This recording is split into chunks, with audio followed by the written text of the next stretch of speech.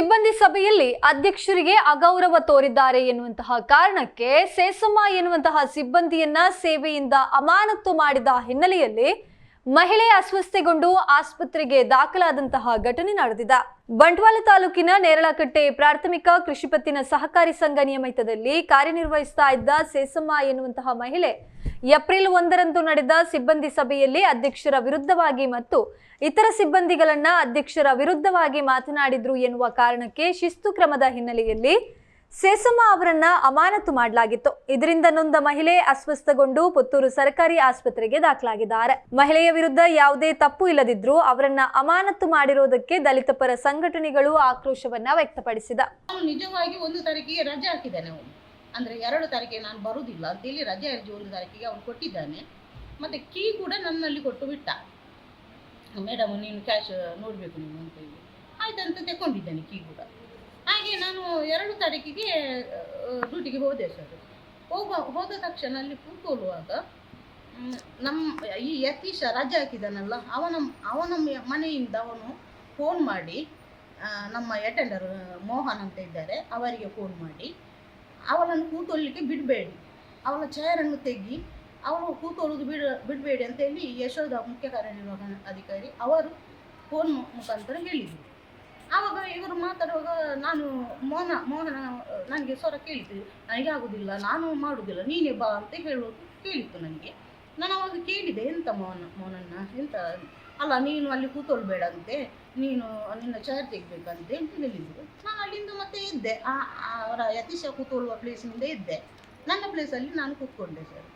ಆವಾಗ ಯತೀಶ ಬಂದು ಮೇಡಮ್ ನೀವು ವರ್ಕ್ ಮಾಡಬೇಡ ಅಂತ ಹೇಳಿದರು. ನಾನು ಹೇಳಿದೆ, ನೀವು ಜೂನಿಯರ್ ಅಲ್ಲ ಮರೆ, ನೀವು ಎಂತಕ್ಕೆ ಹೇಳೋದು, ನನಗೇನು ನೋಟಿಸ್ ಏನು ಬರಲಿಲ್ಲ, ಅದಕ್ಕೆ ನಾನು ಕೂತ್ಕೊಂಡಿದ್ದೇನೆ ಅಂತ ಹೇಳಿದೆ.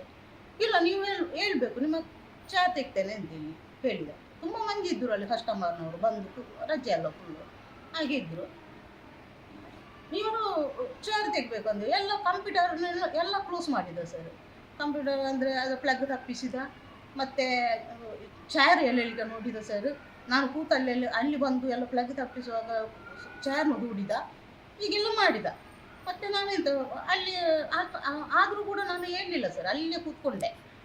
ಮತ್ತು ನಮ್ಮ ಒಂದು ಉಪಾಧ್ಯಕ್ಷರು ಇದ್ದಾರೆ, ಅವರಿಗೆ ಫೋನ್ ಮಾಡಿದ, ಅಂದರೆ ಅವರ ಹೆಸರು ತನಿಯಪ್ಪ ಗೌಡ ಅಂತೇಳಿ.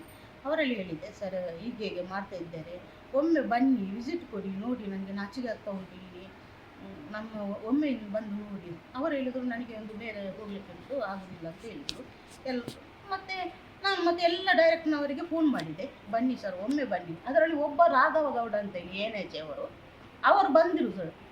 ಅಲ್ಲಿ ಆ ಸ್ಥಳಕ್ಕೆ ಬಂದರು. ಹೇಳಿದೆ, ಸರ್ ನೋಡಿ ಸರ್ ಹೀಗೆಲ್ಲ ಮಾಡೋದಾ, ನಮ್ಮ ಕಂಪ್ಯೂಟರ್ ಎಲ್ಲ ನಾನು ಯಾವ ರೀತಿ ಕೆಲಸ ಮಾಡೋದು ನೋಡಿ ಅಂತ. ಆವಾಗ ಅಡಿಕೆ ತಂದದ್ದು ಅವರು ಬಿಲ್ಲು ಇಟ್ಟು, ಅದೆಲ್ಲ ನನಗೆ ಗೊತ್ತಿಲ್ಲ, ಅಲ್ಲಿ ಇರಲಿ ಅಂತೇಳಿ ಬಿಟ್ಟು ಹೋದರು ಸೀದಾ. ಹಾಗೆ ಮತ್ತೆ ನಾನು ಸಾಧಾರಣ 12 ಗಂಟೆ ತನಕ ಅಲ್ಲಿ ಇದ್ದೆ ಸರ್. ಆವಾಗ ನನಗೆ ಈ ನೋಟಿಸ್ ಬಂತು, ನಾನು ಗೈರು ಹಾಕಬೇಕಂತೇಳಿ ಈ ನೋಟಿಸ್ ಬಂತು ಸರ್. ಇದನ್ನು ನೋಡಿದ ನಾನು ತಗೊಂಡೆ, ಓಸಿಗೆ ಅವರಿಗೆ ಸೈನ್ ಹಾಕಿ ಕೊಟ್ಟೆ, ಮತ್ತೆ ಎದ್ದೆ ಸರ್. ಎದ್ದು ನಾನು ಟಾಯ್ಲೆಟ್ಗೆ ಹೋಗ್ತೇನೆ ಅಂತೇಳಿ ಹೋಗುವಾಗ ಅಲ್ಲಿ ನನ್ನ ಚೇರ್ ಕೂಡ ತೆಗೆದುಬಿಟ್ಟು ಸರ್. ನನಗೆ ಮತ್ತೆ ಕೂತ್ಕೊಳ್ಳಿಕ್ಕೆ ಜಾಗ ಇಲ್ಲದಾಗ ಮಾಡಿದ್ರು. ಮತ್ತೆ ನಿಂತುಕೊಂಡು ಕೂಗಿಕೊಂಡೇ ಹೊರಟೆ ಸರ್ ನಾನು.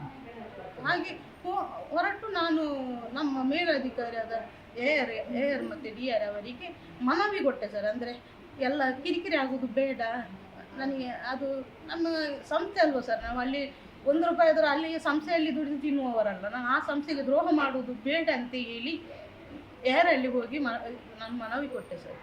ಹೀಗೆ ಹಾಗೆ ಆ ಪ್ರಕಾರ ಮನವಿಗೆ AR ಶನಿವಾರ ಬಂದರು. ಅಂದರೆ ಡೇಟು ಶನಿವಾರ, ಡೇಟ್ ಮೊನ್ನೆ ಕಳೆದ ಶನಿವಾರ ಬಂದು ನನ್ನಲ್ಲಿ ನೀನು 4:04ಕ್ಕೆ ಬಂದರು. ನನ್ನನ್ನು ಬಂದು ಹೇಳಿದರು, ನಾನು ಆವಾಗ ಒಳಗೆ ಹೋಗಲಿಲ್ಲ, ನನ್ನ ಇದು ಪ್ಲೇಸಲ್ಲಿ ಕೂತ್ಕೊಳ್ಳಿಲ್ಲ, ನಾನು ಹೊರಗೆ ಕೂತಿದ್ದೆ. ನನ್ನ ಕರೆ ಬೇಕು, ಅವ್ರ ಕರೆ ಇದ್ದೆ, ನಾನು ಕೂತ್ರೆ ನಾನು ದುಡಿದ್ರೆ ಅಂತೇಳಿ ಹೊರಗೆ